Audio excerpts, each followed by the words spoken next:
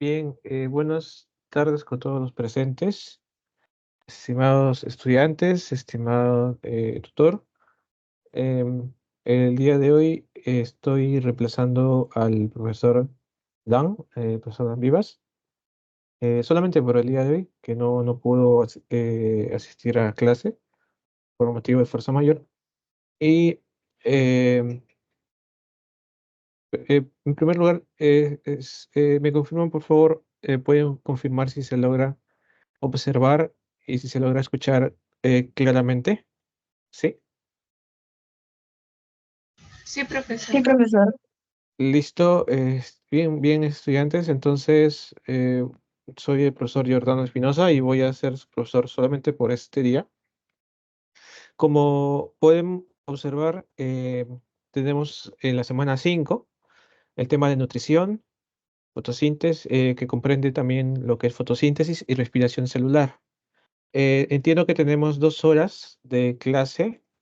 Así que quería consultarles, chicos, antes de empezar, si ustedes eran área de salud, área de letras, o no los clasifican ya de esa forma. Sí, profesor, somos área E, Ah, área de letras. área de letras. Ok, entonces vamos a tener en cuenta los tiempos, más que todo por los tiempos, porque el tiempo es esto muy ajustado y el tema es relativamente extenso. Entonces, vamos a ir paso a paso.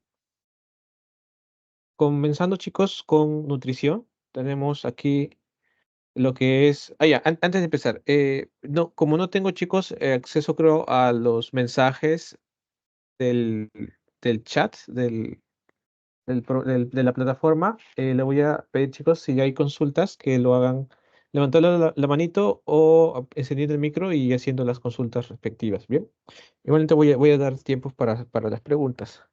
Bien, entonces, ya empezando, chicos, con lo que es nutrición.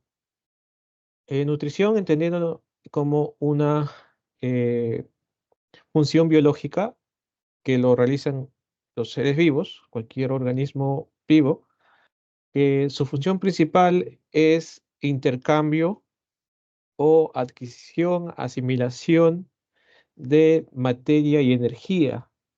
La materia, entendiéndola principalmente como átomos, principalmente átomos de carbono, u otras moléculas orgánicas como proteínas, por ejemplo. Y hablando de la energía, esta energía que puede ser almacenada, puede ser liberada. La forma de almacenar energía en forma de enlaces químicos o liberarla al medio ambiente, digamos, o liberarla para el uso de la célula. Entonces, eso es a lo que nos referimos con nutrición, viéndola de un punto de vista biológico. Y podríamos nosotros clasificar a la nutrición de dos formas: eh, eh, nutrición autótrofa y nutrición heterótrofa. Nutrición autótrofa es aquella en la cual los organismos fabrican sustancias orgánicas, hablando de proteínas, lípidos, ácidos nucleicos o azúcares, a partir de sustancias inorgánicas, como por ejemplo puede ser el agua, puede ser sales, pueden ser, por ejemplo, compuestos inorgánicos, como por ejemplo el amoníaco, que es un compuesto o una molécula que presenta un núcleo eh, de nitrógeno o presenta nitrógeno en su estructura. Es una molécula nitrogenada, o otras moléculas que pueden tener núcleos de azufre, núcleos de hierro, o también pueden ser moléculas con bastantes átomos de hidrógeno.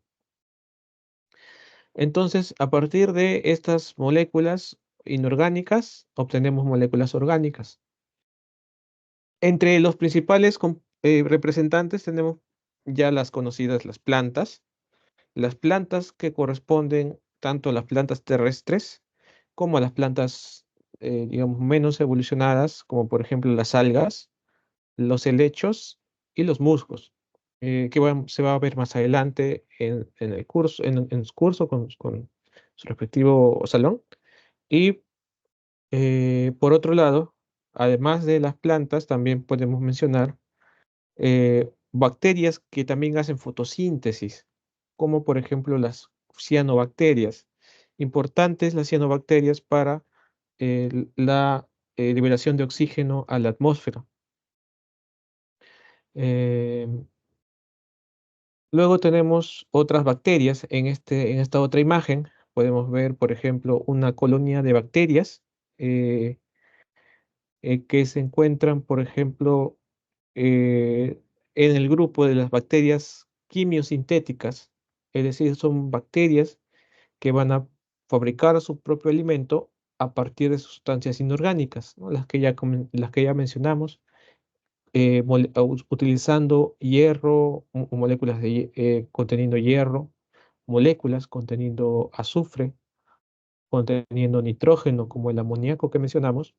Un ejemplo muy famoso es el género Nitrobacter, que son bacterias que oxidan al amoníaco u otro un compuesto nitrogenado con nitrógeno para para obtener energía. Asimismo, podremos mencionar también a los protozoarios holofíticos, ¿sí? Importante eh, también recordar ese término holofítico en este grupo de los autótrofos, ¿sí? Los holofíticos, que también tenemos estos nombres, los tenemos en su material, en su boletín. Específicamente los protozoarios holofíticos, que son simplemente protozoarios que hacen nutrición de manera autótrofa. Algunos pueden presentar, por ejemplo, eh,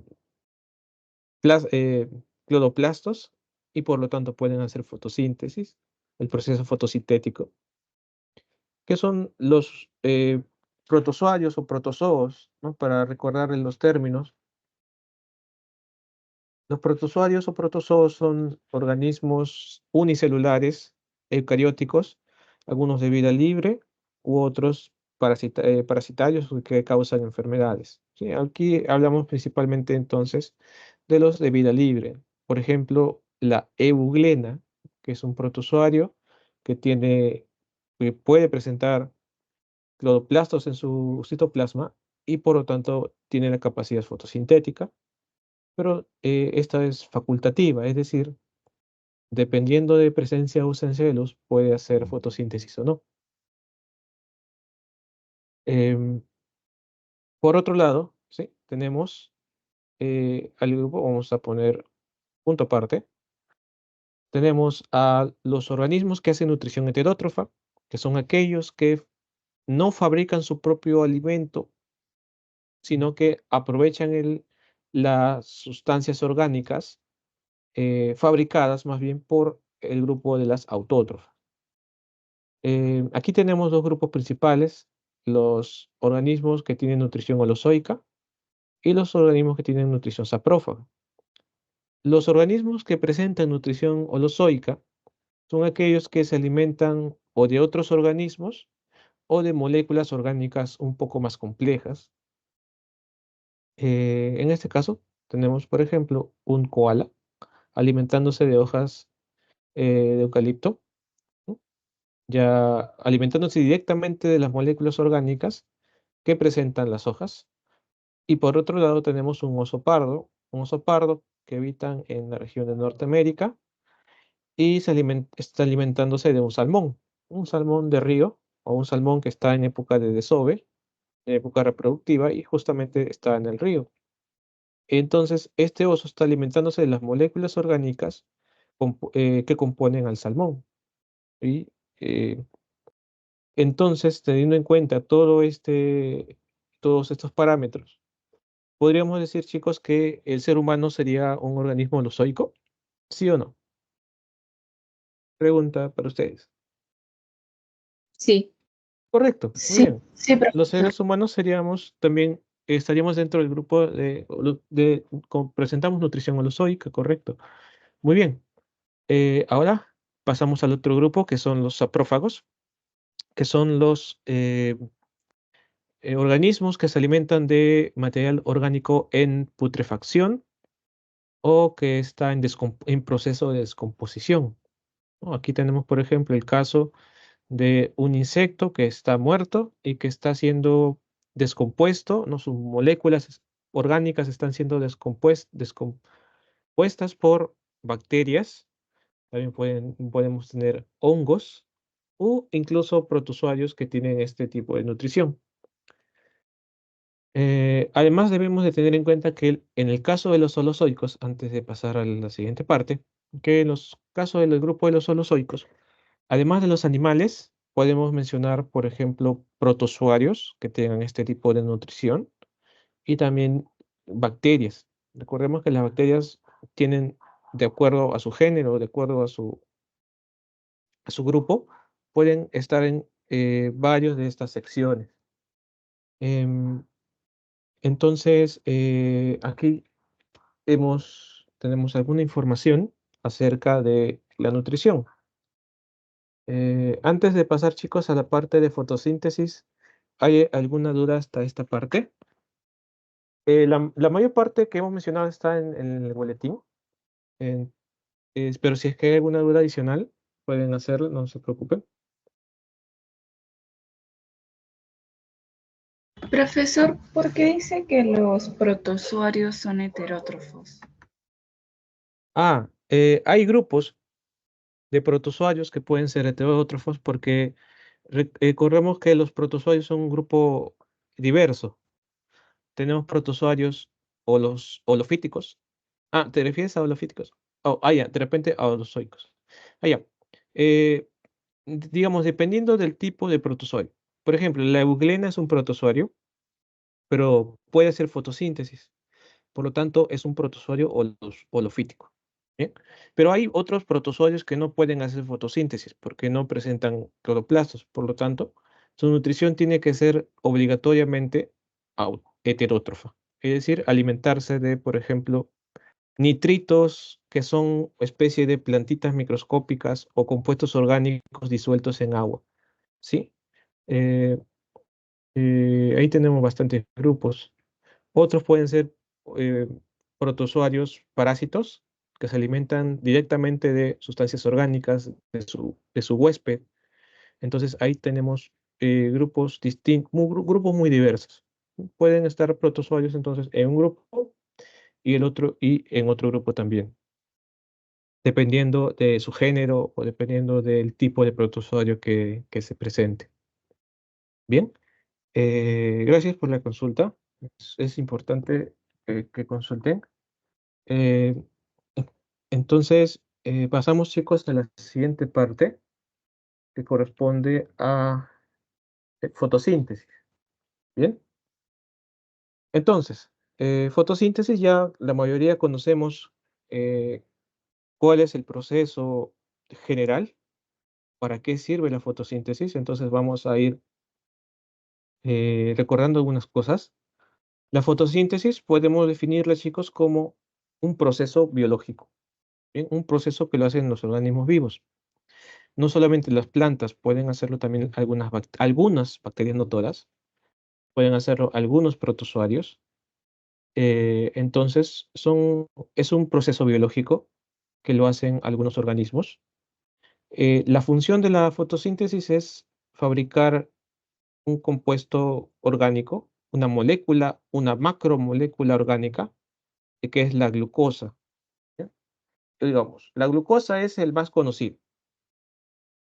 La glucosa, el azúcar, el principal azúcar que es usado por las células, eh, tanto animales como vegetales, es la glucosa. ¿Bien? Esa es la función más conocida de la fotosíntesis. Pero la fotosíntesis, además de glucosa, puede producir o puede sintetizar entendiéndolo como elaborar, construir, puede sintetizar entonces también proteínas,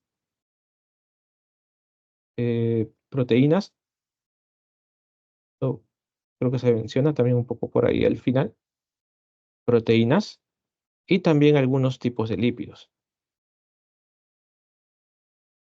por el momento no es importante especificar qué tipos, pero en la glucosa, los azúcares, sí es bueno recordar algunas cosas. Por ejemplo, a partir de la glucosa, sintetizada a partir de la fotosíntesis, se puede elaborar, por ejemplo, almidón o sucrosa o también sacarosa, ¿no? Como ya hemos visto o ya se ha visto en clases anteriores, pero es importante recordar. Bien, entonces, la fotosíntesis es importante, fundamental para la planta, para su nutrición autótrofa.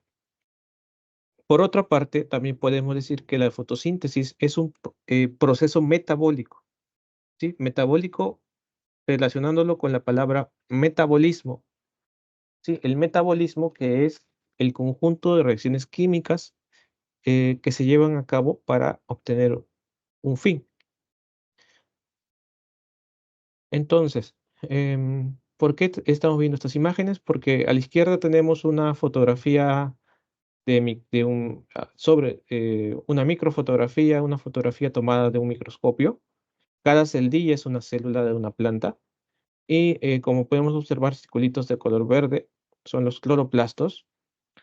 Debido a la presencia de clorofila, es que podemos observarlo sin la ayuda de algún colorante o alguna tinción.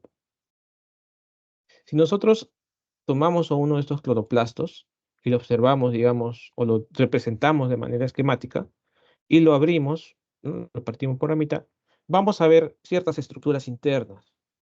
Importante recordar que los cloroplastos son organelas, orgánulos de doble membrana, una interna y otra externa, pero lo más importante para nosotros ahora es lo siguiente. Recordar que los cloroplastos presentan una estructura interna llamada tilacoide, tilacoide, que sería cada uno de estos, algunas especies, bueno, algunos de estos sáculos o sacos pequeñitos.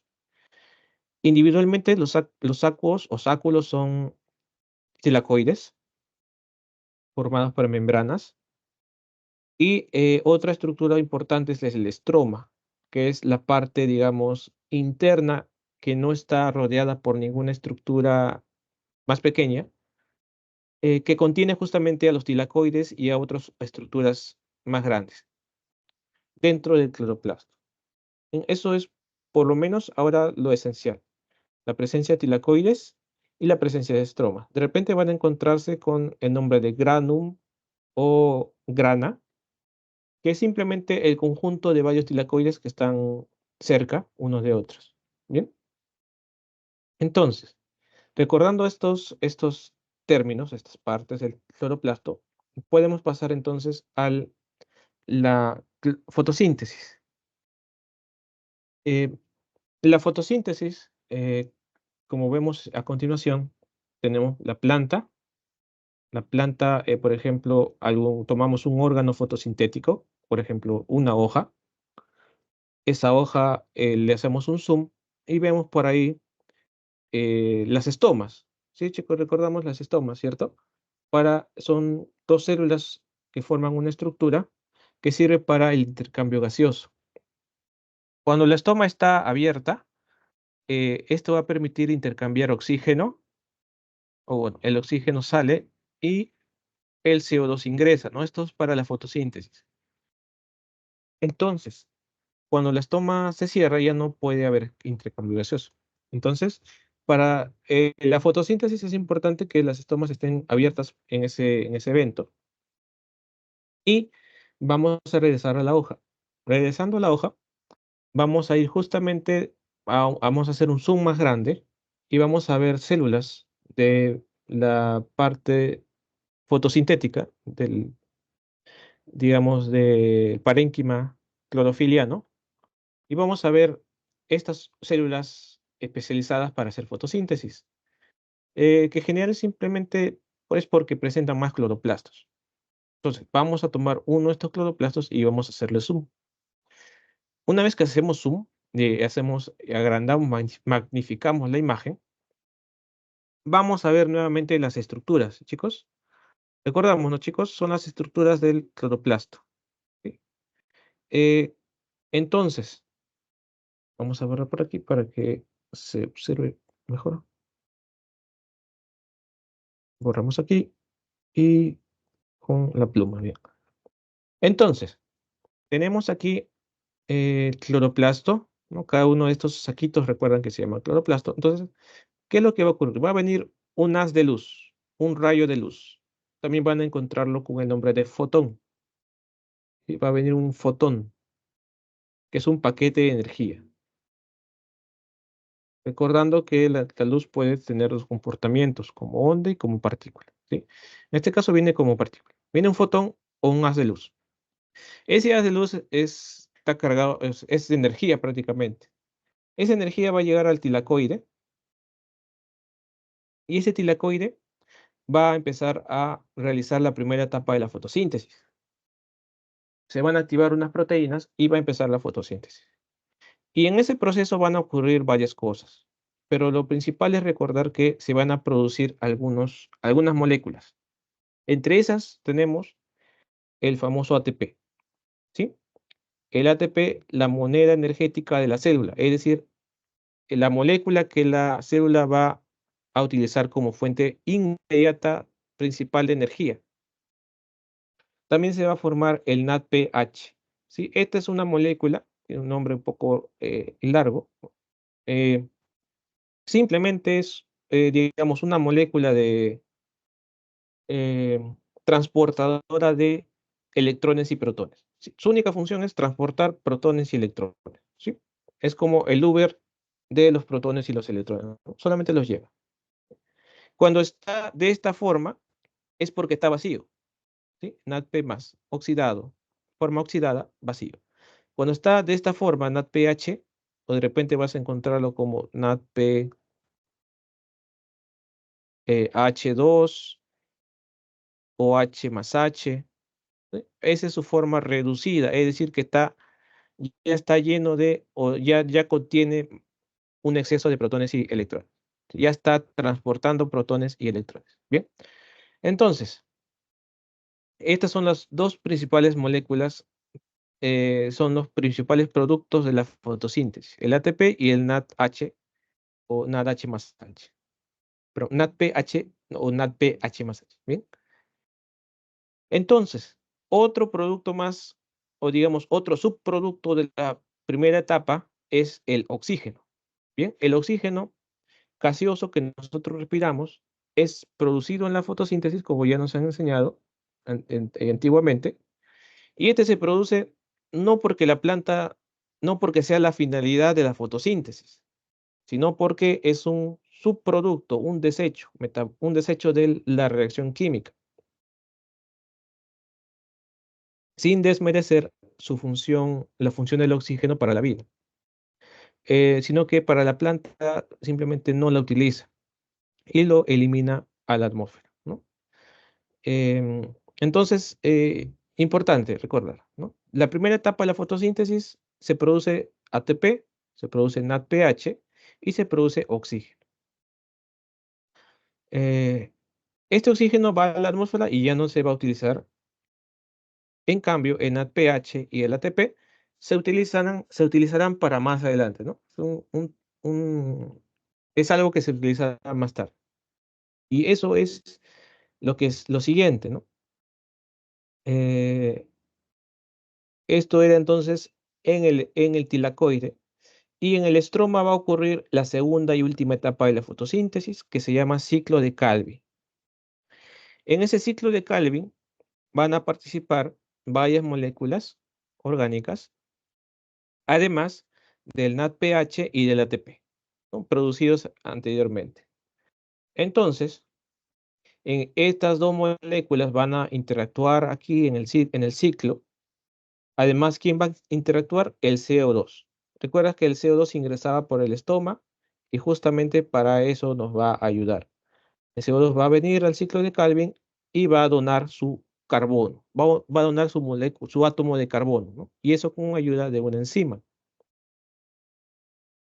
Todo esto, chicos, recuerden, la segunda etapa ocurre en el estroma, ¿sí? En el estroma. Entonces, una vez que termine el ciclo de Calvin, se van a producir los azúcares, por ejemplo, la glucosa, o si sigue otros caminos, se producen lípidos y proteínas. Esta imagen solamente representa cada saquito, es un tilacoide, y el conjunto de tilacoides es una grana. Grana o granum también, como estaba en la otra imagen. Eh, Otra cosa más importante también es conocer esta ecuación química o esta reacción química. ¿Qué es lo que nos dice aquí? Esto es la reacción en general, ¿sí? Esto es toda la fotosíntesis vista en una ecuación.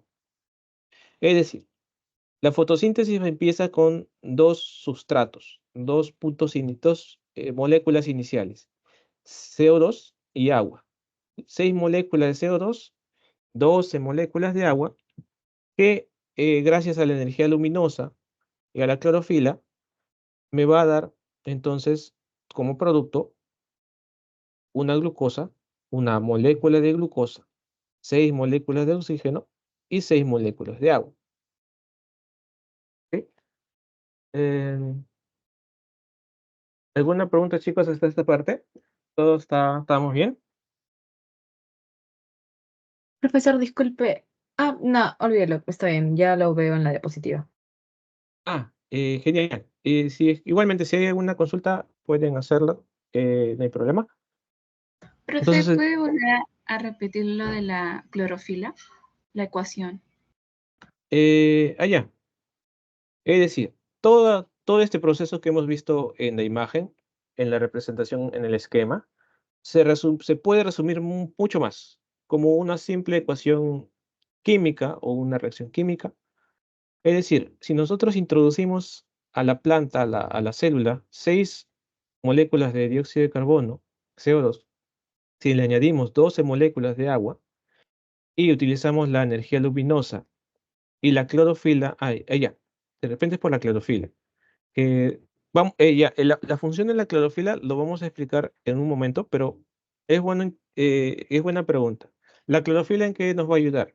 La clorofila justamente es esa molécula que va a absorber la energía solar o la energía de la luz. Esa clorofila se va a activar y va a activar sucesivamente a una proteína, a la proteína que la contiene.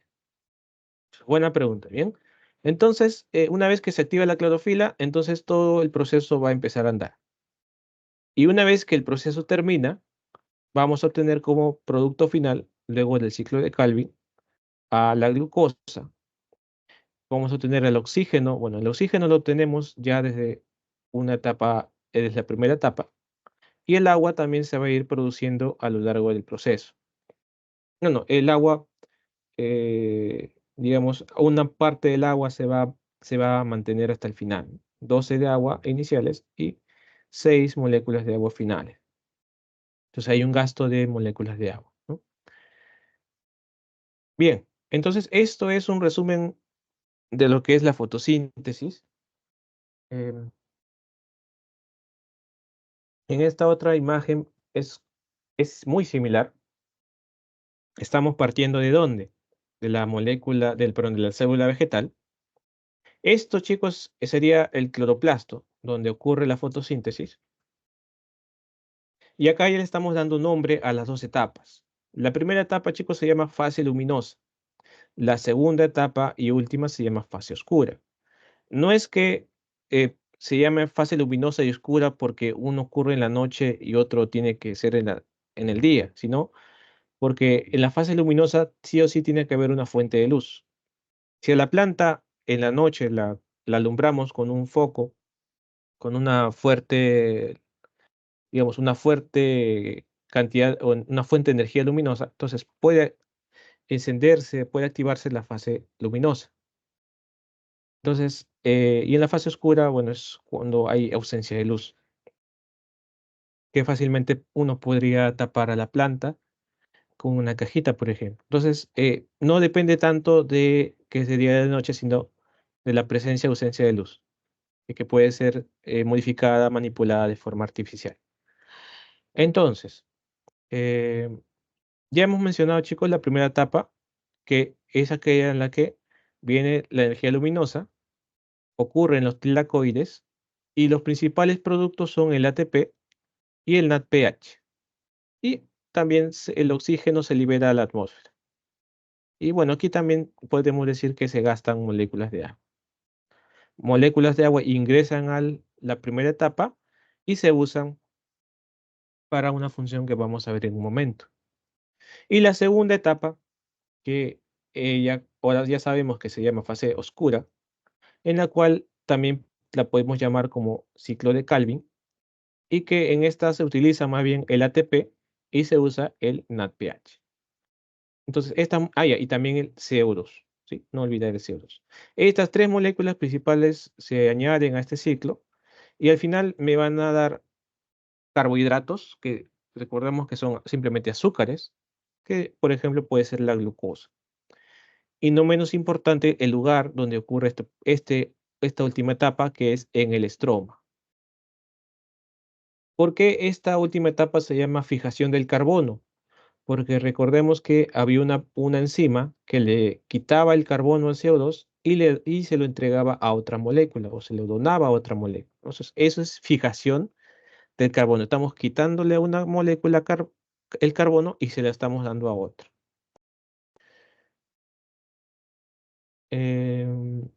Bien, eso es prácticamente la mayor parte del esquema. Vamos a ir un poco por el tiempo porque simplemente estamos repitiendo lo que mencionamos aquí. Lo más importante, digamos, sería esta parte, ¿no? Que es un poco más detallado. En esta parte es simplemente seguir un proceso. Si observamos aquí te dice que es la fase luminosa, ¿no? La primera etapa. ¿Y esto ocurrió en dónde, chicos? En el tilacoide, ¿no? En el tilacoide, en cada uno de estos saquitos que están dentro del cloroplasto, ¿sí? Entonces, como sabemos, estos bordes verdes son membrana celular. Y la membrana celular tiene esta forma, ¿no? Tiene esta estructura. Una bicapa o dos capas de fosfolípidos en cierta disposición. Las cabecitas hacia afuera y las colitas hacia adentro, ¿no? Las cabezas polares y las colas apolares. Entonces, eso es la bicapa lipídica. Son fosfolípidos, ¿sí? Y en esta membrana, en la membrana del tilacoide, tenemos proteínas. Estas estructuras que son de esta forma, que tienen esta forma alargada, son proteínas, ¿sí? Simplemente son proteínas. Cada una va a llevar un nombre distinto. Este, por ejemplo, se llama fotosistema 2, este se llama fotosistema 1, este tiene el nombre de ATP sintasa, y los demás tienen su respectivo nombre. ¿Bien? Está señalado justamente también en su material. Lo que sí o sí debemos recordar es lo siguiente, justamente para recordar la pregunta de su compañera. Profesor, ¿y la clorofila, no? La clorofila justamente se encuentra en estas proteínas llamadas fotosistemas o también llamados cuantosomas. El fotosistema 2 es el de aquí, no te olvides, y el fotosistema 1 es el siguiente. No es que, no es que la fotosíntesis empiece en el 1 y luego en el 2, sino que llevan ese nombre de acuerdo al tiempo en el cual fueron descubiertos. Por otro lado, como vas a observar de repente en tu material, al fotosistema 2 también lo podemos encontrar con el nombre de P680. Y al fotosistema 1, PC1, también lo podemos encontrar con el nombre de P700. Bien, entonces hay que ir familiarizándonos con esos nombres. Bueno, en este caso son varios términos. Una forma es tratando de repasar o tratando de explicarse o explicar a un compañero el proceso. Bien, entonces el proceso es el siguiente. Es muy sencillo. Digamos, si lo vemos desde el punto de vista dinámico, si lo vemos de forma dinámica, no es tan difícil. No es muy complicado. Bien, entonces, empezamos. Bien, fase luminosa. Dijimos que empezamos con el haz de luz. Viene el haz de luz, ¿sí? Viene la luz.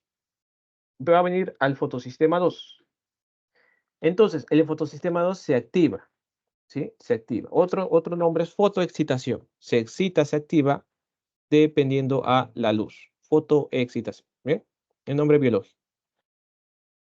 Este fotosistema, al activarse, va a liberar sus electrones. Los electrones van a estar representados por esos, es decir, bueno, entonces estos circulitos verdes son la clorofila, y lo que va a hacer la flecha es señalar el recorrido que van a seguir los electrones. ¿Bien? Liberan electrones, se liberan 2 electrones.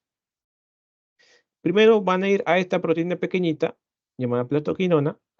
Luego los electrones van a venir a esta otra proteína, llamada citocromo, o complejo citocromo, y luego van a venir por acá a esta otra proteína pequeña, la plastocianina, y van a llegar finalmente los electrones al fotosistema 1. ¿Sí? Ese es un viaje que hacen los electrones.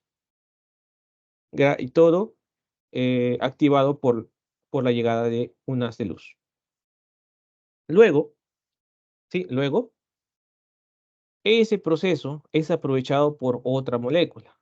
¿Cuál es esa molécula, profesor? Los protones. Acá los protones están representados por el H+, ¿sí?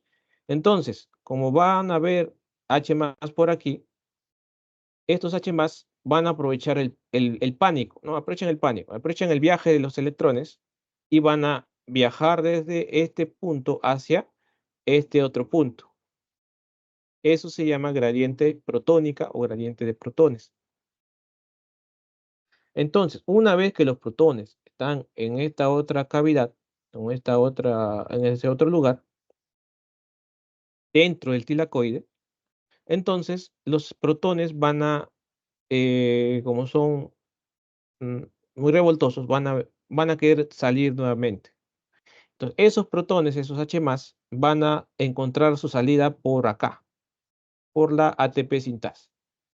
Una vez que salen por ahí, esta proteína ATP sintasa aprovecha la energía que digamos, que se produjo por la salida de los protones, y va a hacer algo interesante. Va a ser lo siguiente. Esa ATPasa, toda esta proteína, lo que va a hacer es aprovechar esa energía y va a producir ATP. Produce entonces ATP a partir de ADP y un P que simboliza el fósforo. ¿Bien? ATP significa adenosina trifosfato. Una molécula llamada adenosina que está unida a 3 átomos o 3 moléculas de fósforo. Adenosina trifosfato. ¿Bien? Simplemente le estamos añadiendo un fósforo al ADP. ADP más un fósforo me da ATP. ¿Sí? ADP es adenosina di o bifosfato. ¿Sí? Bien. Entonces, ya hemos formado ATP. El primer producto de la fase luminosa. ¿Bien? Y nos falta un producto más. ¿Te acuerdas cuál era el otro? El NADPH o NADPH+H. ¿Cómo producimos eso, profesor? De la siguiente manera. ¿Recuerdas que los electrones en su viaje habían llegado hasta acá? ¿Sí? Llegaron hasta acá. Entonces, va a venir otro haz de luz, otro fotón, y este fotosistema, ¿recuerdas qué ocurría cuando venía la luz? Se activa, ¿no? Se activa y libera sus electrones. Libera electrones entonces a esta proteína chiquita, llamada ferredoxina, y esta ferredoxina a su vez lo va a llevar o lo va a trasladar a esta otra proteína más grande, que se llama ferredoxina NADP reductasa, o simplemente FNR, ¿sí? Una vez que llega esta proteína grandota, llegan los electrones, perdón, a esta proteína grandota. Si observas bien, si observas detenidamente, vas a ver que el nombre de esta proteína termina en asa. Por lo tanto, tiene una función enzimática, es una enzima. Lo que hacen las enzimas es acelerar una reacción química. ¿Y cuál es esa reacción química, profesor? La siguiente. Transforman esta molécula ¿en quién? Justamente en NADPH. ¿Y qué le hacen, profesor? Le añaden el electrón de acá. ¿Te acuerdas el electrón que estaba de viaje? Sí, ¿no? el electrón que vino de viaje hasta acá, y se lo va a dar a esta molécula chiquitita. Pero recuerda, como le está añadiendo electrones para que esté estable la molécula, también le tiene que añadir protones. Por lo tanto, le añade protones y electrones y vamos a obtener finalmente el NADPH. ¿Bien? Entonces, ya tenemos las dos moléculas que queríamos. Tenemos tanto a NADPH como al ATP. Vamos a limpiar un poquito esto de aquí. Entonces, ya tenemos al ATP, primer producto, y ya tenemos al NADPH. Bien, recuerda los dos productos de la fase luminosa. Entonces ahí termina todo. Ah, casi termina. ¿Por qué? Porque recuerda que este ciclo se tiene que repetir.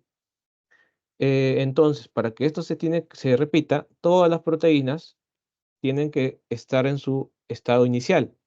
Entonces, ¿cuál profesor no está en su estado inicial? El fotosistema 2, ¿recuerdas? Él perdió sus electrones, pero él no los recuperó. En cambio, el fotosistema 1 tiene un proceso adicional en el cual puede recuperar los electrones. Sin embargo, no, bueno, en este caso, perdón, el fotosistema 1 no perdió ni ganó electrones, porque recibió electrones y también donó. Por lo tanto, él ya está en equilibrio químico. Pero el que no está en equilibrio químico es el fotosistema 2. Él más bien tiene defecto, tiene carencia de algunos electrones, por lo tanto tiene que recuperar sus electrones para que esté contento. ¿Y cómo hace eso, profesor? De la siguiente forma. La última etapa de la fase luminosa es la siguiente. Vamos a tomar una molécula de agua y vamos a romper esos enlaces del agua, ¿sí? Es decir, tenemos el oxígeno unido a dos moléculas de hidrógeno. Y lo que vamos a hacer es descomponer. Otro término es lisar, romper los enlaces. Rompemos aquí y liberamos al oxígeno. Vamos a liberar al oxígeno en forma de molécula, en forma gaseosa O2, ¿sí?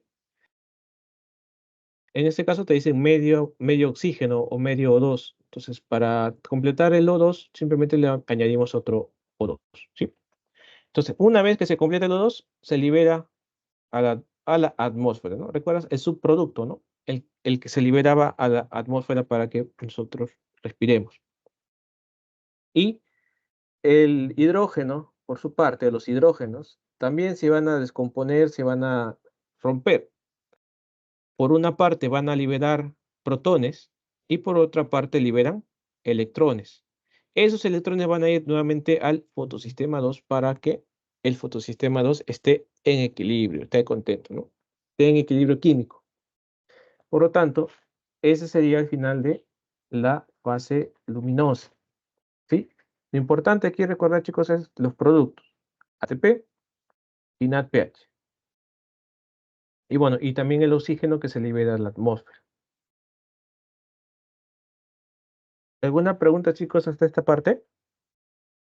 Sí, profesor, disculpe, una pregunta. En el momento en el que el NADP, el NADP entra a la ferredoxina, ¿de dónde sale? O sea, ¿de dónde se forma para que pueda entrar o combinarse con el protón? En esa parte no me quedó claro. Ya, te refieres al NADP+, ¿sí? Sí, a Ya. ese. Exacto, excelente. Buena pregunta. Justamente ese NADP va a ser reciclado a partir de la fase oscura. Es decir, es una molécula ya, digamos, que las células van a formar de por sí, pero que van a entrar en un ciclo de uso y desuso. Es decir, este NADP, para que se forme, ha tenido que venir de acá. El NADPH, para que se produzca NADP, tiene que ser la reacción contraria. Tiene que perder, por lo tanto, sus protones y sus electrones. ¿Y cuándo, profesor, va a perder esta molécula de acá sus protones y electrones? justamente los pierde en la fase oscura. En esa fase va a perder protones y electrones. Aquí, por ejemplo, observamos el NADP que se está produciendo. ¿A partir de quién? De NADPH, ¿no? Y este NADP es justamente el que vemos aquí, el que vemos en la fase luminosa. Bien, entonces es una buena pregunta. Recordar que la célula es bien ahorrativa, ¿sí? No le gusta gastar o no le gusta derrochar. Por lo tanto, siempre va a buscar la forma de reciclar o volver a utilizar sus moléculas. Bien, entonces, eso es la fase luminosa. La otra cosa, bueno, otro evento más que con lo que pueden toparse en su material es el siguiente. Aquí vamos a hacer un poco más acotados, porque es algo sencillo. No nos vamos a complicar mucho en esto. La fotofosforilación es simplemente el proceso de añadir fósforos a una molécula. Profesor, ¿y en qué parte hemos añadido fósforos a una molécula? Justamente aquí. Esta letra P significa o simboliza un fósforo inorgánico o una molécula conteniendo fósforo. ¿Y a quién hemos añadido ese fósforo, profesor? Al ADP, para formar ATP. ¿Bien? Ese proceso en conjunto se llama fosforilación, pero si es promovido por la luz, se llama fotofosforilación. ¿Bien? Lo que tenemos aquí, fotofosforilación. ¿Bien? Y ese proceso comprende desde lo que ya mencionamos, desde que viene el haz de luz hasta que se forma el ATP. Todo ese proceso entonces va a ser llamado como fotofosforilación, pero vamos a añadir un término más, no cíclica. ¿Por qué, profesor, no cíclica? Porque va a ser un proceso abierto, porque los electrones que han venido de aquí no vuelven a regresar aquí, sino que terminan acá. Bien, los electrones vienen hasta acá, no regresan, por eso se llama no cíclica. En cambio, la fosforilación cíclica va a venir de esta forma. Vamos a borrar aquí un momento. ¿Cómo es la fosforilación cíclica entonces, profesor? De la siguiente forma. Los electrones, vamos a partir de aquí. Va a venir el haz de luz, pero esta vez al fotosistema 1 de frente. ¿Bien? El fotosistema 1 libera sus electrones a la ferredoxina y aquí se queda. Profesor, no le da sus electrones ahí, no. En este caso no. Los electrones van a venir más bien para acá. Hacen este camino y vienen hacia acá. Vienen los electrones hacia dónde? Hacia el citocromo. Vienen al citocromo. Esos electrones luego van a venir para acá nuevamente, al fotosistema 1. ¿Sí? Vienen al fotosistema 1. Por lo tanto, es un proceso cíclico, es un proceso cerrado. ¿Por qué? Porque los electrones del fotosistema 1 salieron y los mismos, digamos, en teoría, regresaron al mismo sitio. Por eso se llama fotofosforilación cíclica. Profesor, ¿y dónde está el ATP? Allá. ¿Recuerdas que cuando los electrones pasan por el citocromo, los protones aprovechan el pánico? Sí, ¿no?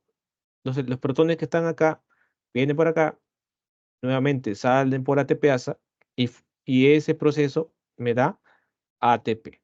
¿Sí? Por lo tanto, en la fotofosforilación cíclica, la que estamos mencionando aquí ahorita, solamente se va a producir ATP. Pregunto, chicos, ¿en este caso se produce NADPH?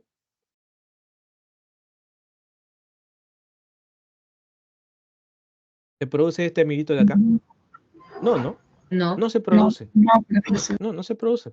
Muy bien, no se produce. Y eso es justamente una característica del tipo cíclico, que no se produce NADP.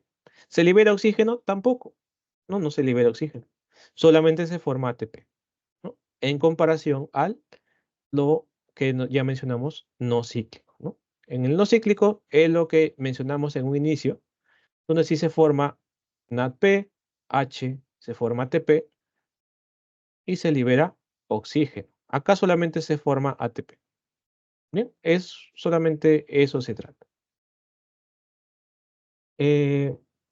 Luego, perdón, terminamos entonces con fotosíntesis, fase oscura, la segunda y última etapa. Bien, ¿qué nos dice la fase oscura? Esos productos que nosotros teníamos, el ATP, por ejemplo, el NADPH también, se van a utilizar en el ciclo de Calvin, ¿sí? En este caso, podemos explicarlo de esta forma. Estas de aquí, estas estructuras de aquí, son moléculas. Cada circulito gris o verde es un carbono. Los que tienen letra P son fósforos, ¿sí? Por el momento solamente hay que fijarnos en ellos. Vamos a empezar con esta molécula de aquí, llamada ribolosa 1.5 bifosfato, ¿sí? Ese es su nombre.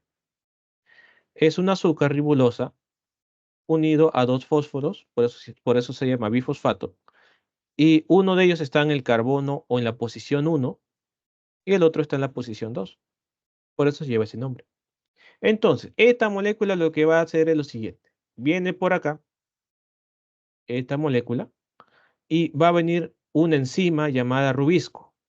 Así se llama la enzima. Esa enzima rubisco le va a presentar al CO2 a mi molécula inicial. La presenta, las une, y la rubisco le va a pedir al CO2 que le done su carbono, ¿sí? A la ribolosa.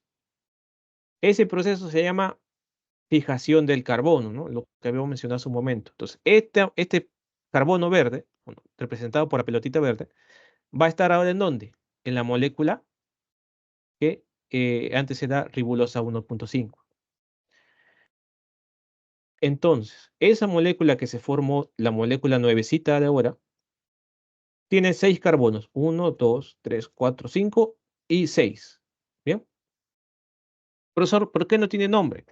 No tiene nombre porque esta molécula vive muy poco. Es decir, es químicamente inestable. Se va a descomponer rápidamente. ¿Sí? Como es químicamente inestable, esta molécula se va a partir en dos. Se parte en dos. Y cada uno de esos pedacitos van a ser iguales, ¿no? Van a ser tres carbonos y fósforo. 3 carbonos y fósforo. Entonces, cada una de ellas va a llevar el mismo nombre porque son iguales. ¿Y su nombre cuál va a ser? Su nombre va a ser 3-fosfoglicerato o PGA. ¿Sí? Puedes encontrarlo con cualquiera de los dos nombres. Entonces, estas moléculas nuevas que han aparecido o que se han producido van a pasar por este proceso. ¿Sí? Van a pasar por este proceso. En el primer proceso, ¿qué va a pasar, profesor? El ATP, ¿recuerdas? El ATP que se formó, le va a dar sus fósforos. Le va a dar un fósforo a cada uno.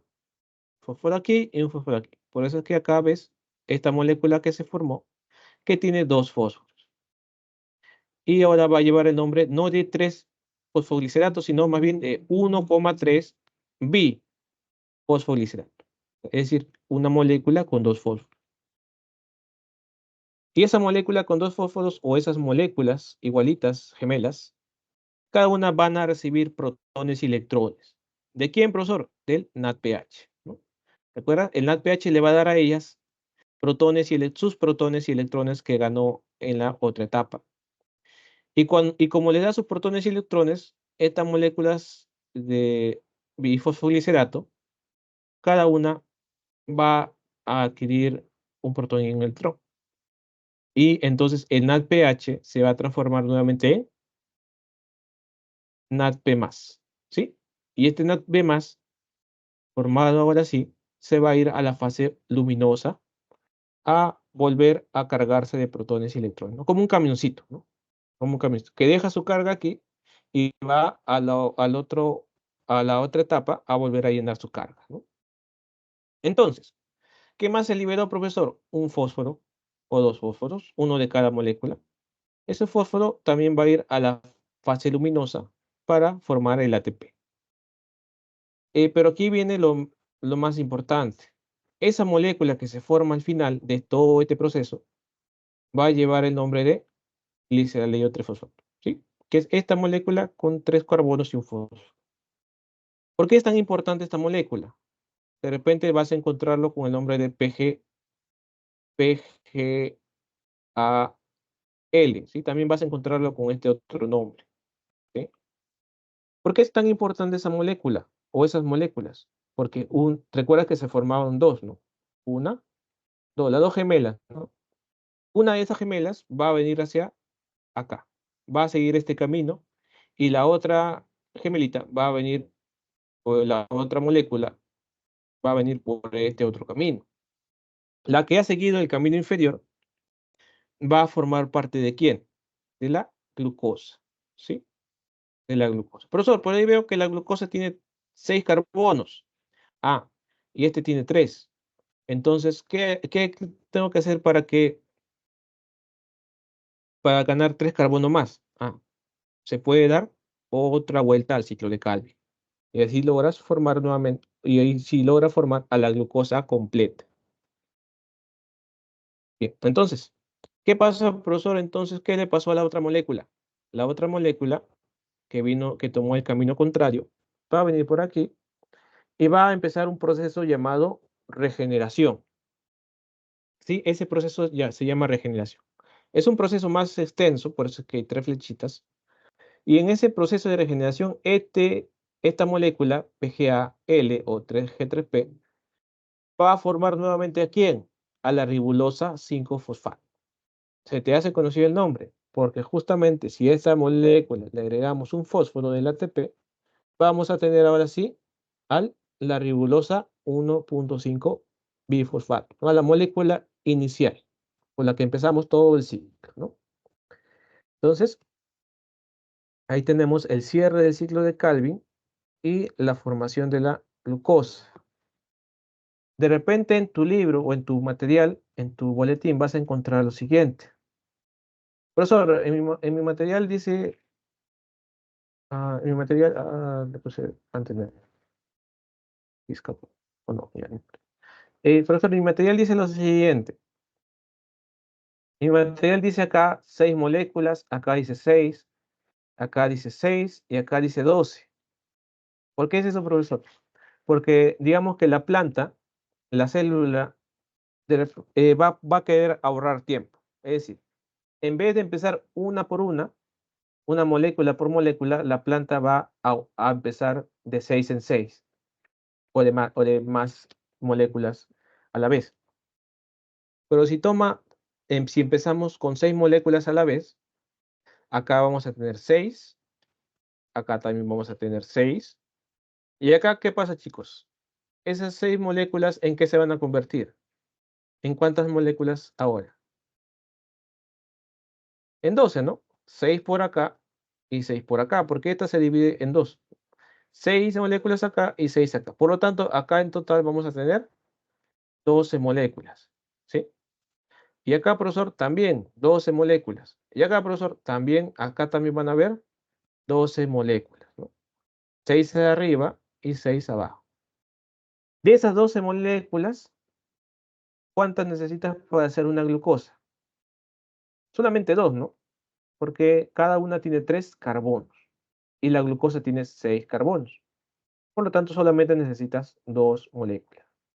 ¿Y las otras 10, profesor, a dónde van a ir?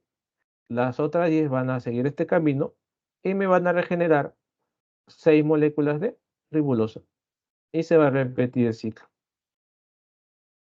Chicos, esa parte es un poco más, digamos, eh, más de ejercicio abstracto, pero es lo que tenemos en el material, digamos. Y justamente es una pregunta que viene en su cuestionario. ¿Bien? Entonces, ya. Y finalmente, ¿por qué el profesor dijo que es tan importante la molécula PGL o G3P? Porque justamente, además de producir glucosa, ¿no? Si este PGL sigue este camino, voy a producir glucosa y en sí otros glúcidos también, como almidón o sacarosa. Profesor, ¿por qué se llama vías hexosas? Porque justamente la glucosa tiene 6 carbonos, hexa 6. Profesor, ¿y esta vía por qué se llama pentosas? Porque se va a formar la ribulosa. ¿Recuerdas la ribulosa? Es este de aquí, ¿no? ¿Cuántos carbonos tiene? 5. Por lo tanto, pentosa.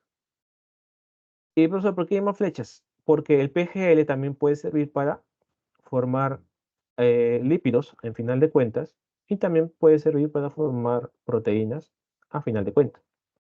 Por eso es que se llama como destino de el PGAL o gliceraldehído trisulfato. Entonces, chicos, como eso es con respecto a la fotosíntesis. ¿Hay alguna consulta, chicos, hasta aquí?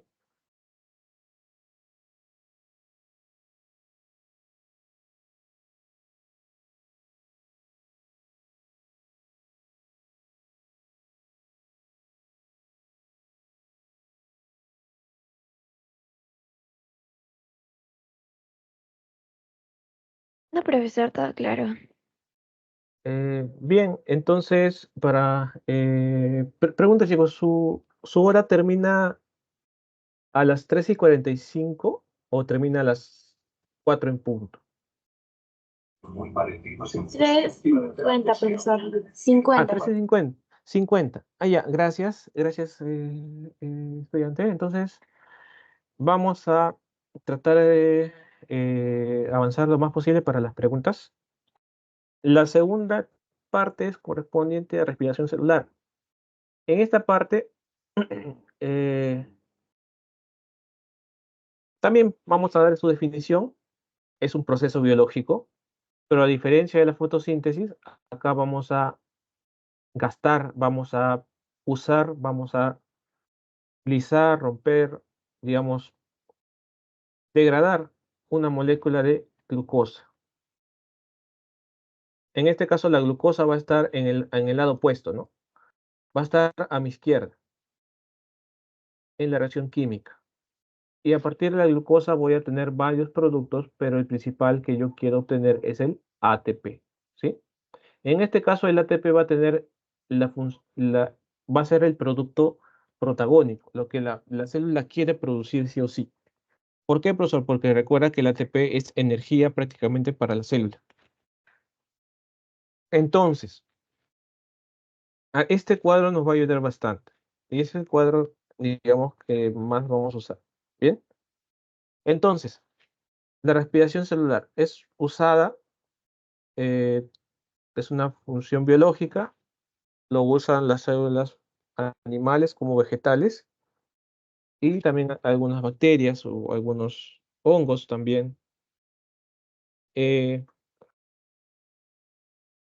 la respiración celular también es un tipo de metabolismo, un conjunto de reacciones químicas, por lo tanto, y vamos a tener dos tipos, podríamos llamarlo como dos tipos principales. Uno que es la respiración anaeróbica y el otro es aeróbica. Aeróbica se refiere porque de repente lo podemos relacionar con el ejercicio físico, que es prácticamente oxigenar el cuerpo, ¿no? Los aeróbicos. Entonces, ese proceso necesita oxígeno, por lo tanto, este tipo necesita oxígeno. ¿Y ocurre en dónde? En la mitocondria. Y el otro, ¿cómo es, profesor? La respiración anaeróbica, ¿sí? La respiración anaeróbica, por su parte, es todo lo contrario. Recuerda que cuando le aumentabas el prefijo an o a, significa negación, ¿no? Por lo tanto, aquí es un mecanismo sin oxígeno. ¿Y dónde ocurre? En el citosol. Citosol es precisamente citoplasma. Una palabra relacionada es el citoplasma. Bien.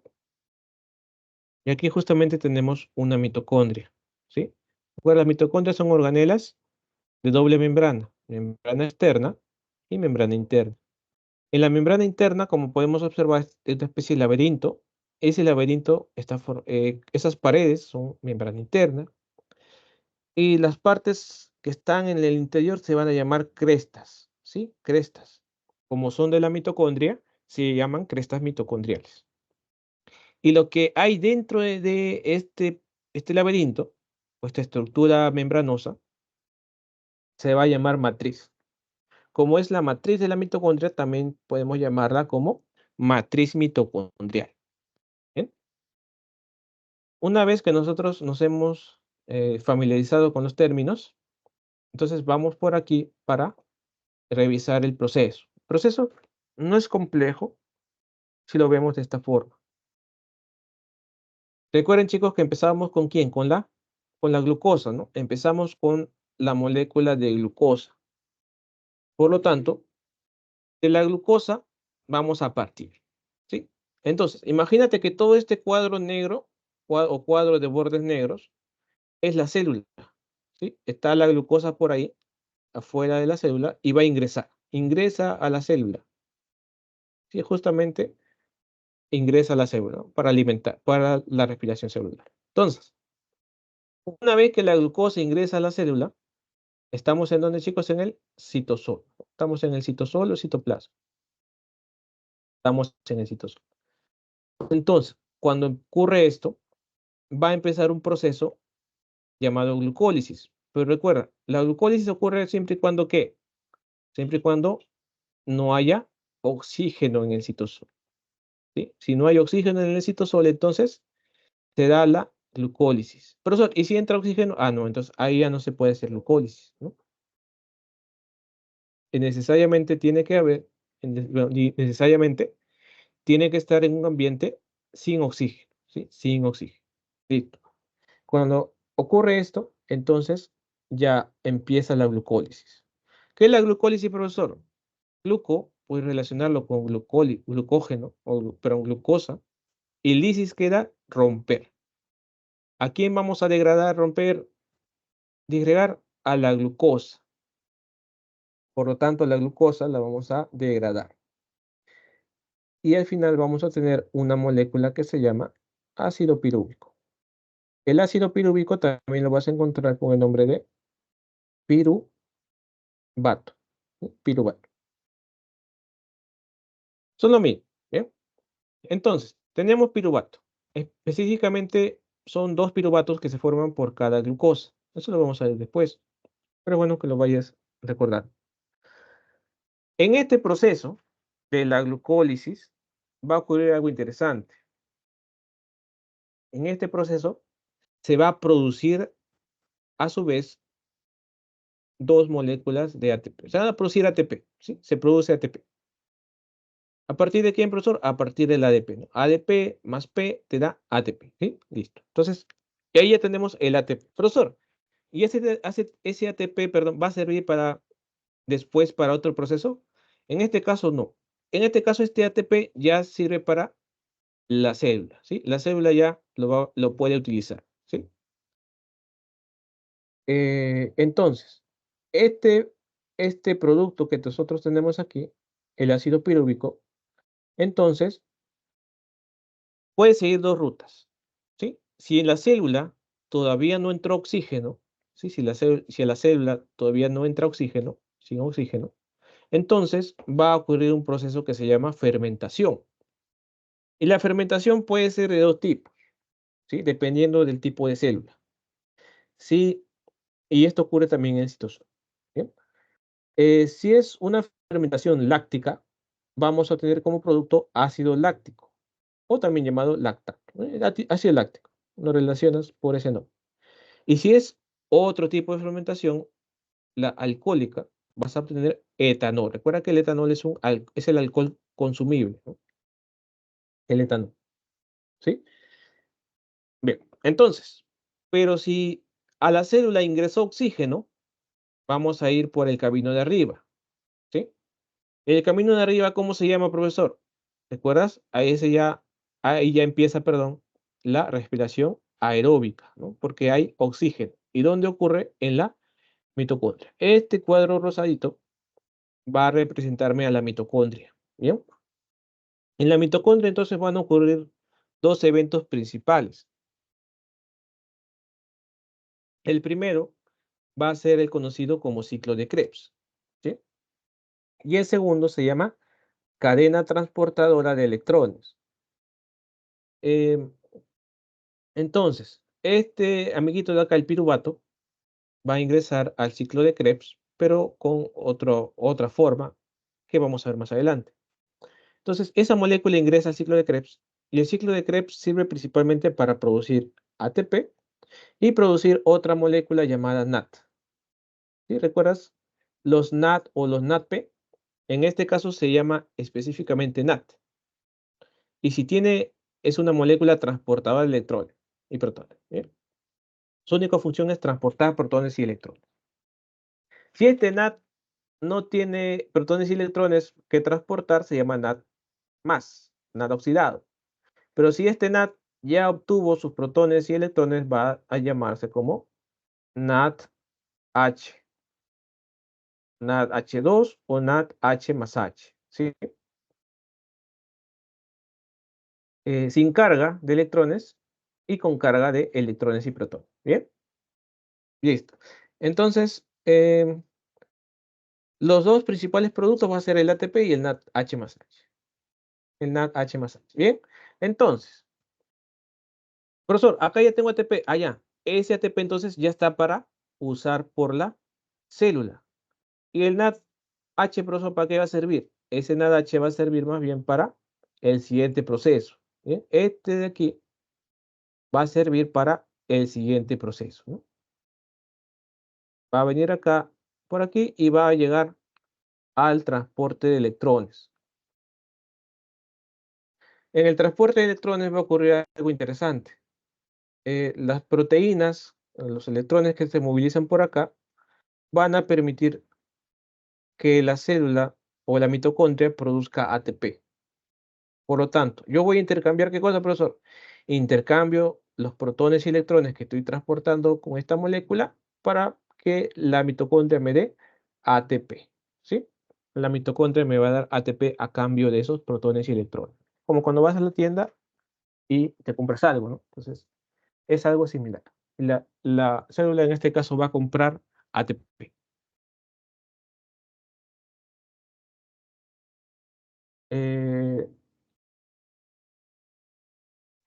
Es un proceso que vamos a ver con un poco más detalle. Si es que no se ha entendido alguna parte, pueden levantar la manito. Si no, vamos a ver el proceso a un poco más detalle, con un poco más de detalle en la siguiente diapositiva.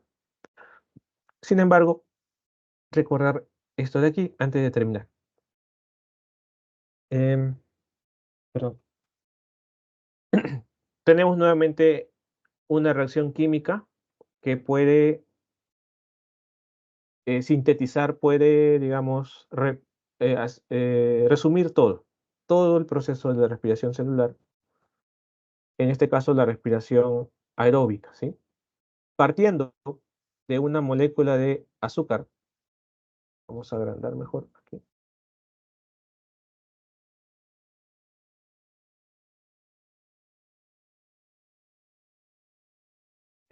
Partiendo sobre una molécula de azúcar, ¿sí? Esto es la glucosa, esto es el azúcar, una molécula de glucosa, añadimos o digamos usamos como sustrato también al oxígeno, gastamos oxígeno, también gastamos agua. Entonces, la reacción química nos va a llevar a obtener productos. Y estos productos van a ser, por ejemplo, 6 moléculas de CO2, 12 moléculas de agua y energía. Esta energía en forma de ATP. ¿Por qué, profesor? Porque el ATP guarda o es muy energético en los enlaces que lo forman, específicamente en los enlaces del fósforo.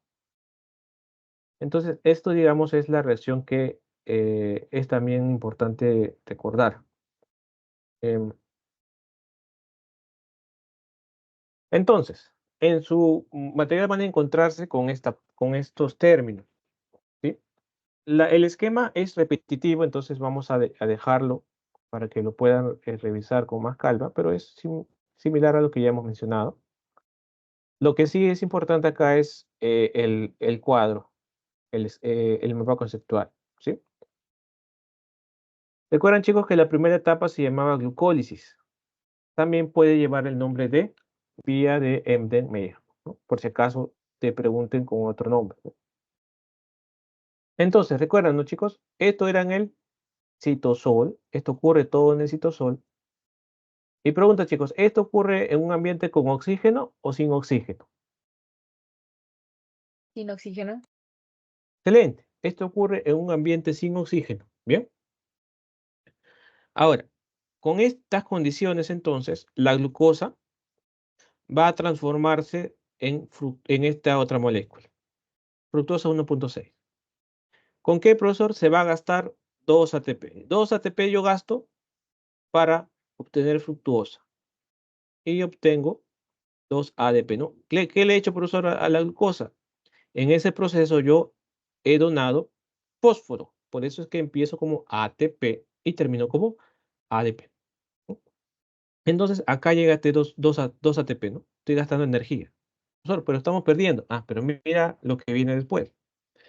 Esta fructuosa, esta molécula, va a seguir o se va a dividir en dos moléculas similares llamadas gliceraldehído 3. Cada una de ellas va a seguir un caminito y me va a dar cada una un piruvato. ¿Sí? ¿Recuerdas esa molécula importante, ¿no? El piruvato o ácido pirúvico. Entonces, en este proceso, en esta flecha grande, van a ocurrir dos cosas. Yo voy a ganar 4 ATP. ¿Sí? Acá he ganado yo 4 ATP. ¿Sí? Gané. ¿Y también qué ganaste, profesor? Bueno, la célula ganó, o bueno, la célula en este caso, ganó 2 NADH más H. ¿Sí? ¿Recuerdas? NAD solito es que no lleva carga, o no lleva ningún protón ni electrón.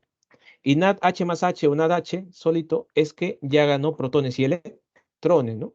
Ya está cargadito, ya está llenito. Entonces, el NADH llenito, el que tiene protones y electrones, entonces me va a servir para después. Me sirve para después.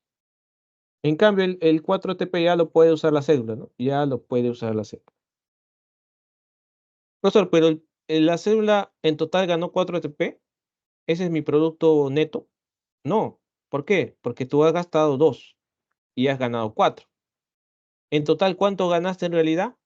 Ganaste solamente 2 ATP netos. ¿Sí? Gastaste 2, ganaste 4 y entonces al final has ganado solamente 2.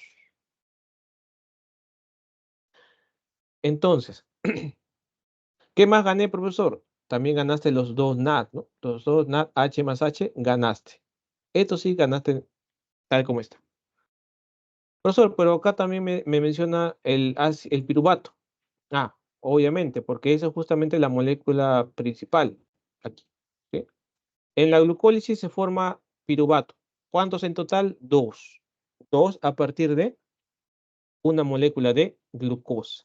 ¿Sí? A partir de una glucosa me da 2 piruvatos, nada más. ¿Bien? Listo. Y además me da ATP y me da NADH. Nada más es lo importante. Los productos. Por el momento, los productos. Bien, entonces, esto es la glucólisis que ocurre en el citosol, ¿no? A partir de glucosa obtengo piruvato o ácido pirúvico y me da de producto neto 2 ATP. Listo. Y también me daba 2 NADH, ¿no? 2 H más H. Listo. Entonces, este piruvato o estos dos piruvatos que se formaron aquí van a entrar a la mitocondria, ¿sí? Siempre y cuando haya ingresado oxígeno, ¿no? Estamos en el camino de el ambiente con oxígeno, ¿no? Ingresa entonces este piruvato a la mitocondria y van a ocurrir 3 procesos seguidos. El primer proceso es que el piruvato se va a transformar en esta otra molécula llamada acetilcoenzima A. Y esta molécula se va a ir al ciclo de Krebs, ¿sí? Esto también es conocido como ciclo de Krebs. Ciclo del ácido cítrico o ciclo de los ácidos tricarboxílicos, ácido cítrico y Krebs. ¿Sí? De repente lo presentan con otro nombre, pero es poco probable. Pero es importante conocer los demás nombres. En el ciclo de Krebs vamos a obtener como producto neto 2 ATP. ¿Sí?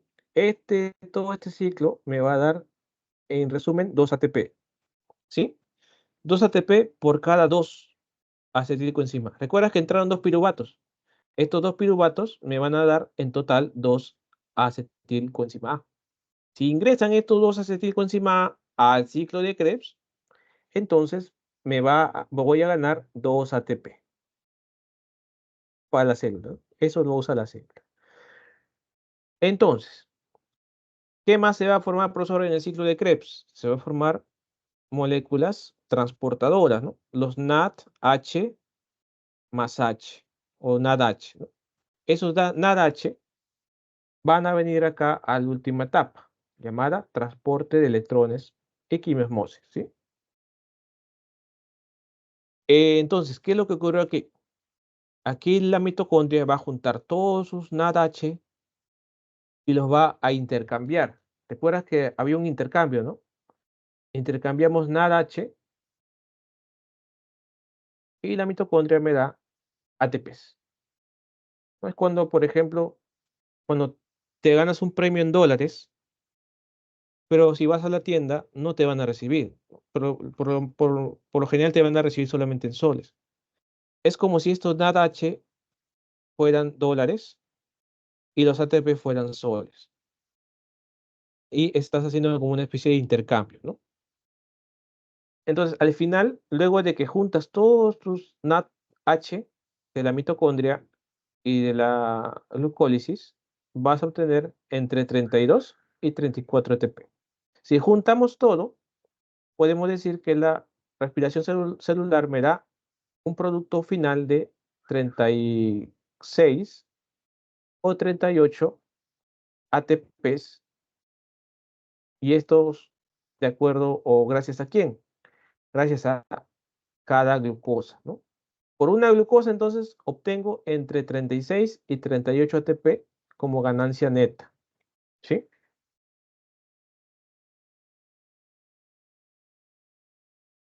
¿Alguna pregunta, chicos, hasta esta parte? ¿O ha quedado claro en su mayoría?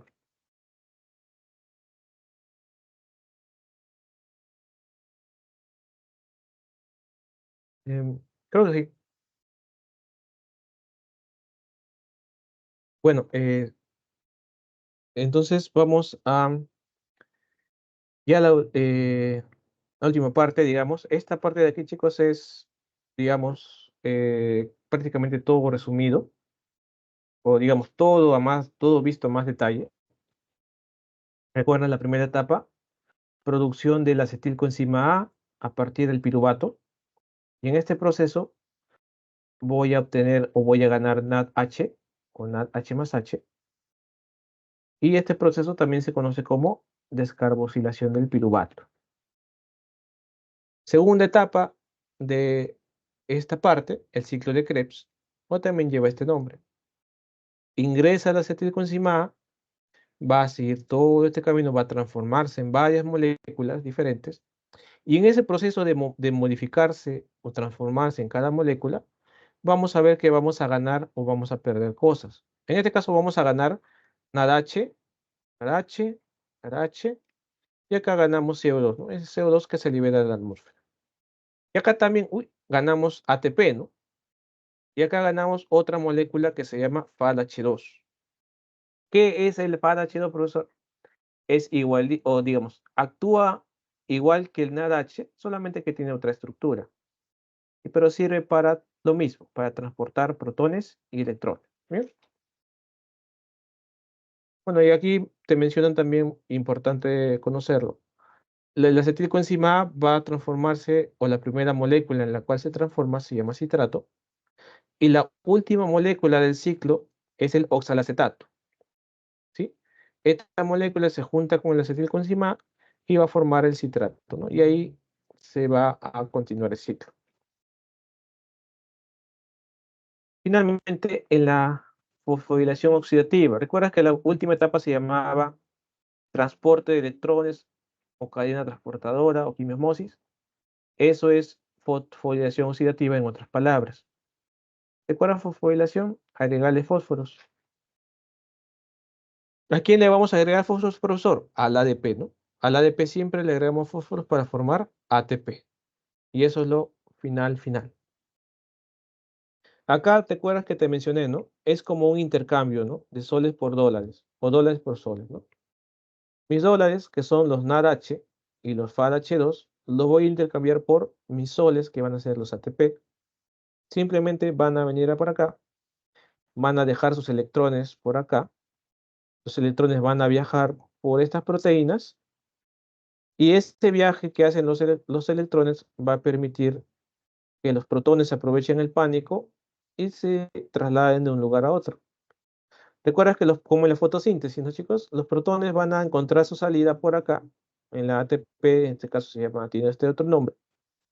Y cuando salen los protones nuevamente por acá, el ADP se transforma en ATP, ¿no? Esta proteína actúa como enzima y me va a producir ATP.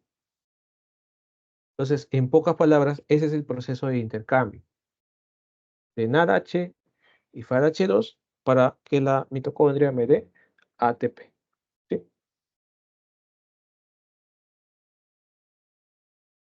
Bueno, recuerden, chicos, que hemos mencionado que la ganancia neta es entre 36 y 38 ATPs y eso justamente se ve en esta otra imagen, ¿sí? En esta otra imagen. Aquí, digamos, solamente se contabiliza todo lo ganado, ATP, NADH, de acuerdo a su respectiva etapa, ¿no? A la acetilación, el ciclo de Krebs, y aquí está lo que se intercambia por cada uno de ellos, ¿no? Cada NAT, perdón, cada NAT me va a dar 3 ATP, cada FAT me va a dar 2 ATP. Es decir, si tengo 2 NAT, me van a dar, perdón, si tengo 2 NAT, me van a dar 6 ATP. Si tengo 2 FAT, me van a dar el doble, 4 ATP. Y al final vamos a tener entre 36 y 38 ATPs. Profesor, ¿por qué tenemos entre 36 y 38 si son números exactos? Eso debido a lo siguiente. Y con esto casi terminamos. ¿Recuerdas que la glucólisis también me producía 2 NAT? Sí, ¿no? La glucólisis me producía 2 NAT.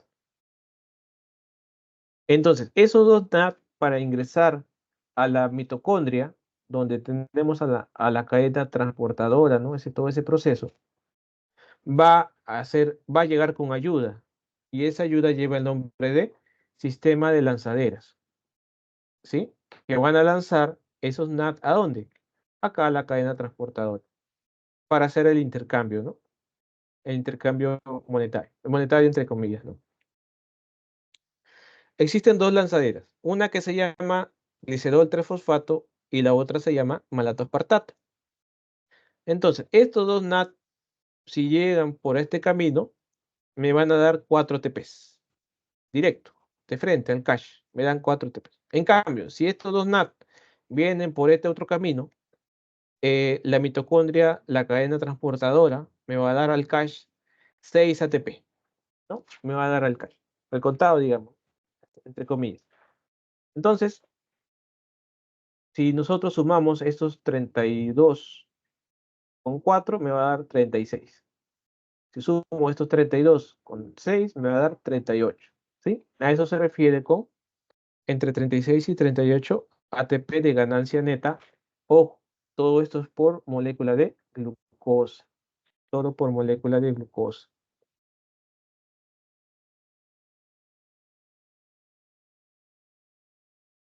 Y para terminar, chicos, esta parte, la fermentación. ¿No? La fermentación es sencilla. ¿Por qué? Porque lo que más necesitamos, chicos, nosotros es recordar lo siguiente. La glucólisis, como recordamos, me produce ¿qué, profesor? Me produce piruvato, ¿no? Piruvato. La glucólisis me produce piruvato. Esto es común en todos los tipos de respiración. Pero en la respiración alcohólica ocurre lo siguiente. Este piruvato me va a servir para formar ¿qué, profesor? Me va a servir para formar etanol. utilizando una serie de enzimas. Y también en este proceso se libera CO2. ¿Sí? Se libera CO2 a la atmósfera.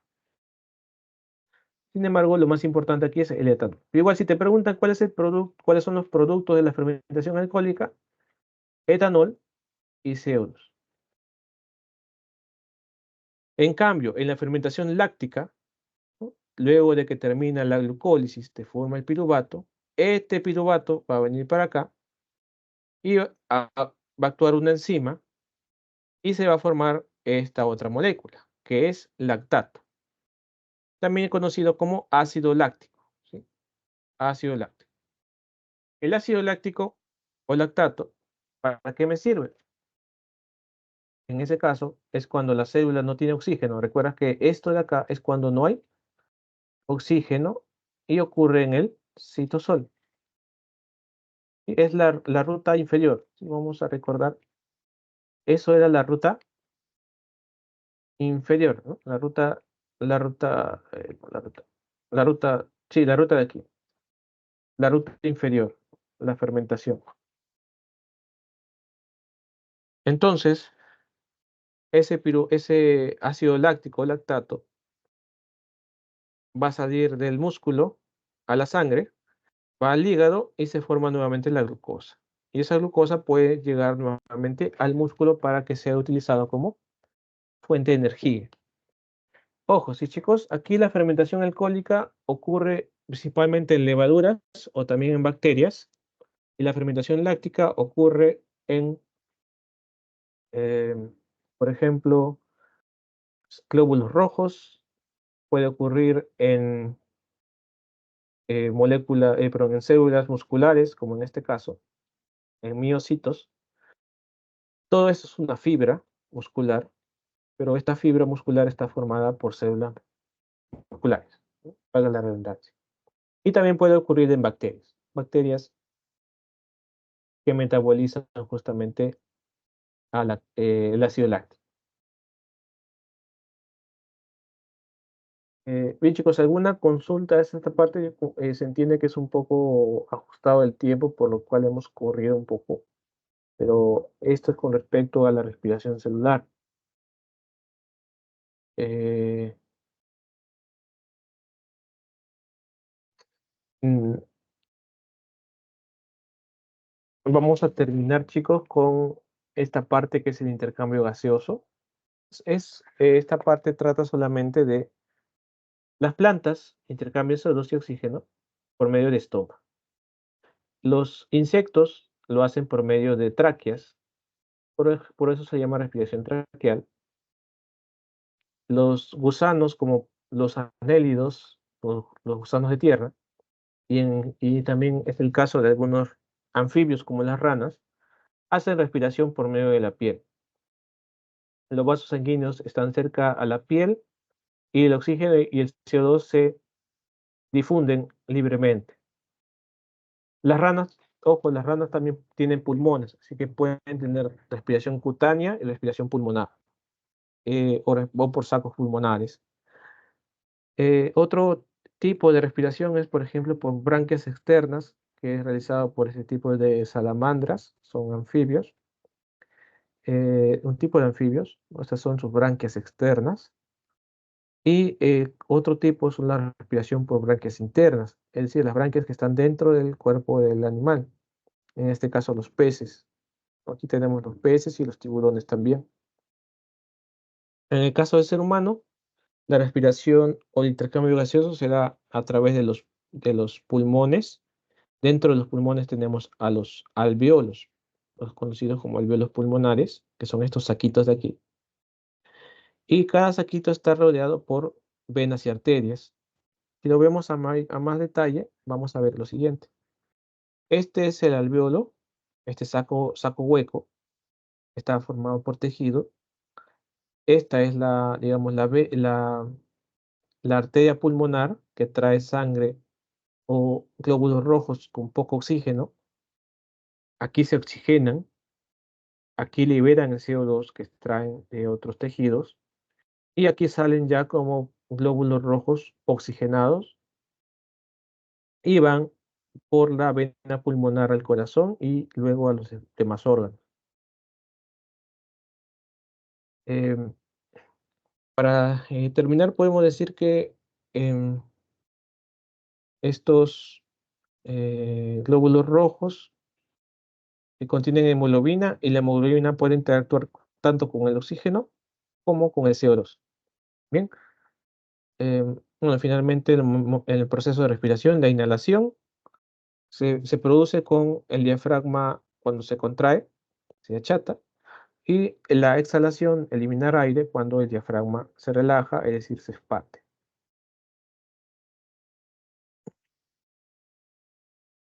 Bien, chicos, entonces eh, vamos con las preguntas.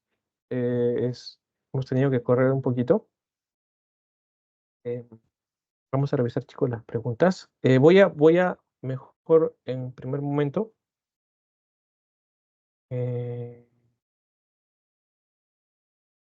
A ver, aquí tenemos el material.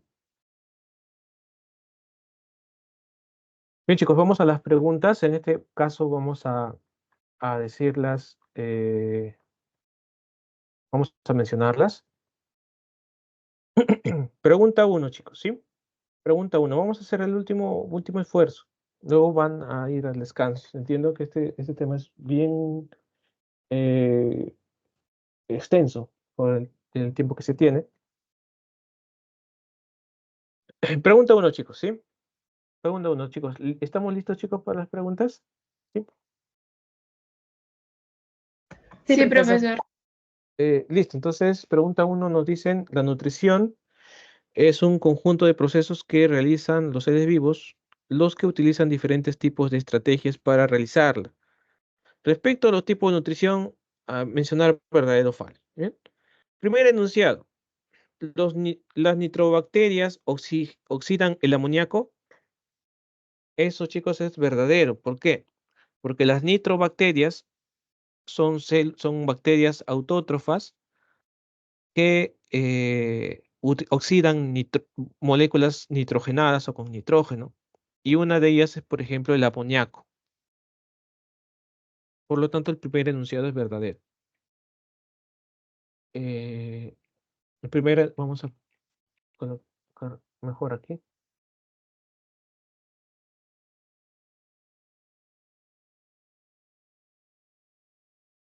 Perdón.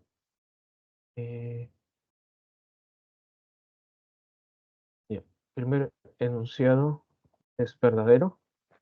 Segundo, los protozoos holofíticos realizan nutrición autótrofa. Verdadero. Verdadero. Muy bien, excelente. La nutrición holozoica lo realizan los animales. Es Verdadero. verdadero, muy Verdadero. bien. ¿Y las bacterias heterótrofas tienen nutrición saprófaga? Verdadero. Excelente, también es verdadero. Por lo tanto, la pregunta 1, la respuesta es casita. Pregunta 2. Todo ser vivo se alimenta para cubrir sus requerimientos de energía, la cual utilizan tanto para el crecimiento como el mantenimiento. Durante el mantenimiento, un ser vivo utiliza la energía en... Esto también es importante recordar o mencionar. Vamos a mencionarlo, creo que no se mencionó. La energía que se obtiene o se intercambia durante la nutrición tiene dos funciones principales. Una que es, como mencionan aquí, el mantenimiento, y el otro es el crecimiento. ¿A qué nos referimos con mantenimiento? Es simplemente mantener los órganos intactos, mantener la temperatura corporal, mantener, por ejemplo, el nivel de pH, es decir, mantener la homeostasis, mantener el equilibrio interno. ¿Para qué, profesor? Para que el organismo se mantenga con vida, ¿no? Y no sufra enfermedad o desequilibrio interno. Por lo tanto, importante este proceso de mantenimiento. Y por otro lado, el crecimiento se refiere al aumento en el número de células, si es un organismo multicelular o pluricelular, o si es un organismo unicelular crecimiento se refiere a aumento en el volumen de la célula. No, aumento en el tamaño de la producción de tejidos, células, etc. Entonces, primer enunciado te dice el metabolismo basal. Ah, ¿qué es el metabolismo basal? El metabolismo basal es, en pocas palabras, la mínima cantidad de reacciones químicas que necesita el organismo para vivir. Basal significa lo básico, lo mínimo indispensable. Por lo tanto, chicos, pregunto, ¿el metabolismo basal será una función de mantenimiento?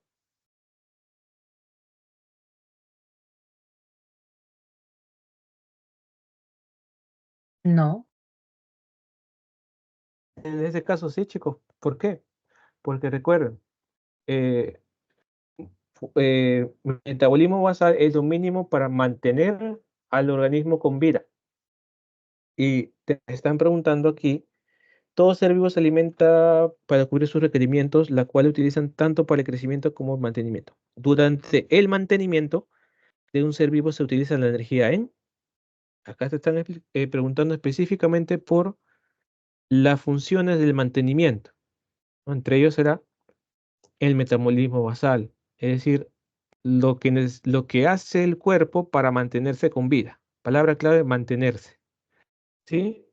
Entonces, tenemos que decir que el primer enunciado se relaciona con mantenimiento. En cambio, y acá la diferencia va a ser más notoria, ¿sí? Segundo enunciado, la formación de nuevos tejidos. Formación de nuevos tejidos, chicos, ¿será mantenimiento o será crecimiento más bien?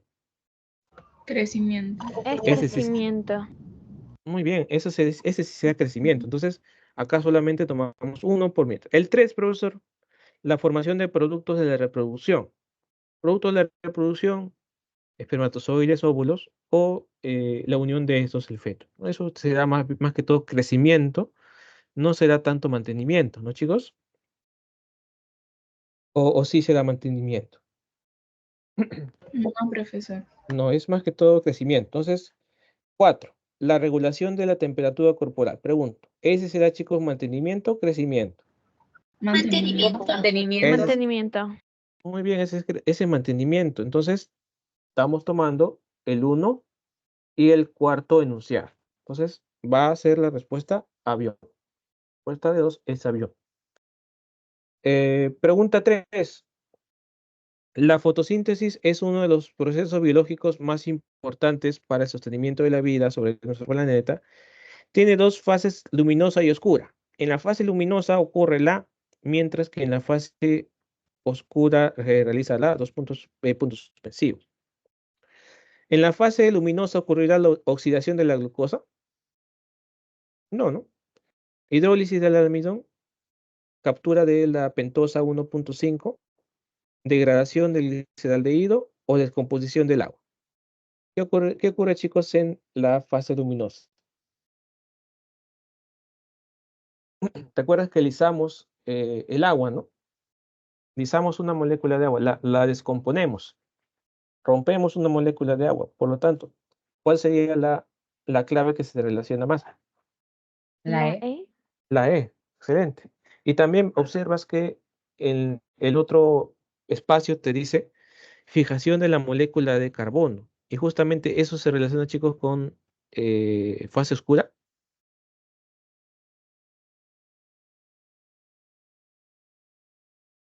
Sí, Sí. porque te acuerdas que ahí actuaba la rubisco, ¿no? La rubisco, para darle el carbono del CO2 a la ribulosa, ¿no? Entonces, importante recordar la fijación del carbono. Entonces, en 3 va a ser respuesta casita. 4. Para facilitar el transporte de protones y electrones durante los procesos de fotosíntesis y respiración celular, intervienen las moléculas de, y acá ten cuidado con el orden. Para la fotosíntesis, ¿quién será, chicos? ¿NADP o NAD y FAT? NADP. Muy bien, para la fotosíntesis es el NADP y para la respiración celular será el NAD y el FAT. Por lo tanto, traten de no confundirse, chicos, con NADP y NAD, ¿sí? Porque de repente les vienen preguntas similares y para confundirlos. Por lo tanto, en 4 la respuesta va a ser dado, ¿sí? 5. Durante el proceso de la fase, puntos suspensivos de la fotosíntesis, se sintetizan moléculas en el puntos suspensivos del cloroplasto. Aquí tenemos entonces dos fases, oscura y luminosa. En la fase oscura se formaba el lactato, ¿no? En la fase oscura se forma ATP. No, eso es en la fase luminosa. En la fase luminosa se forma la glucosa, tampoco. En la luminosa se forma etanol. No, eso es en respiración. En la fase oscura se produce glucosa, chicos. Sí. Muy bien, en la fase oscura se produce la glucosa. Y la fase oscura ocurre en el estroma. Por lo tanto, 5 será enanito. 5 enanito. Bueno, enanito. 6. En 6 tenemos durante el ciclo de Calvin y Benson. Se generan 12 moléculas de gliceraldehído 3-fosfato PGL que siguen diferentes rutas. Sin embargo, la mayoría de las PGL se utilizan para... Allá, ¿recuerdas que acá habíamos mencionado lo siguiente? Bueno, antes tenemos que contextualizar. Ciclo de Calvin, chicos, ¿en qué fase es? Fase oscura. Entonces, ¿recuerdas que habíamos mencionado lo siguiente? Que en tu libro te dicen 6 moléculas, 12 moléculas, ¿no? Comienzas con 6, 6, 6, 6. Bueno, acá no es 6. 12, 12 y 12, ¿no? Y que dos moléculas van para formar la glucosa. Y la mayoría, entonces, chicos, ¿hacia dónde va? Hacia regenerar la ribulosa, ¿no? La mayoría va a ir a regenerar la ribulosa. Por lo tanto, la respuesta acá, ¿cuál sería? ¿Seguir la vía de las exosas? No, ese es muy... La C. Excelente, será la C. A pesar de que no te dicen específicamente ribulosa 5, sino te dicen ribulosa 1.5, vamos a tomarlo como válido, ¿sí? Porque al final de cuentas estamos regenerando a la ribulosa 1.5. Excelente, ¿sí? Excelente. Entonces, ya. ¿Dónde nos quedamos? Aquí. Entonces, por lo tanto, 6 será casita. 7. Las frutas se consumen frescas o mínimamente procesadas y durante una vida útil corta, ya que son susceptibles al deterioro microbiano. Sin embargo, la fermentación de los jugos con bacterias lácticas contribuye con... eh, acá se diga, chicos, acá es un poquito más, digamos, de cultura general, digamos, algo que no se menciona mucho, pero en material, pero recordar, fermentación, procesos que ocurre con las frutas fermentadas. Adquieren un aroma fuerte y su sabor generalmente cambia, muchas veces amargo o muy amargo. Entonces, acá se da la respuesta avión, ¿sí? El aroma y el sabor de los jugos. Se da entonces 7 avión.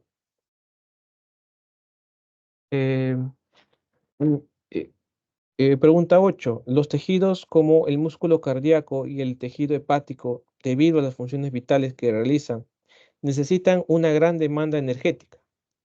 Por este motivo, para la obtención de ATP utilizarán. Acá, chicos, tenemos que recordar algo. ¿Recuerdas? Si son células que demandan bastante energía, ¿van a necesitar bastante ATP o poco ATP? Pregunto, ¿utilizan bastante ATP o utilizan poquito ATP? Utilizarán bastante, ¿no, chicos? Entonces, recuerdas que habían dos vías para la producción de ATP. Recuerdas que una era glicerol 3-fosfato y la otra es malato aspartato. ¿Cuál me da, profesor, más ATP? La malato aspartato, porque me da 6, y si lo sumo con los 32 que tenía en un momento, me va a dar 38. Por lo tanto, para que esa célula produzca bastante ATP, entonces tiene que seguir la vía de malato aspartato. Entonces, en este caso será 8 enanito. Será 8 enanito, ¿sí? Pregunta, chicos, ¿es sí o sí, es obligatorio, chicos, que salgan al receso? O, bueno, creo que sí, ¿no? Entonces, vamos a dar las respuestas, ¿sí? Yo sugiero, chicos, que lo anoten a un costado, ¿sí? 8 es enanito. Ah, verlo aquí mejor. 9 va a ser avión.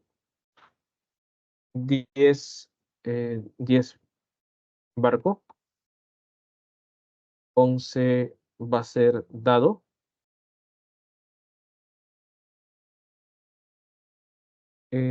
12 va a ser avión. 13 va a ser enanito. 14 va a ser dado. Y finalmente 15 va a ser avión. Y chicos, esas son las respuestas a las últimas preguntas. Bueno, 8 era enanito.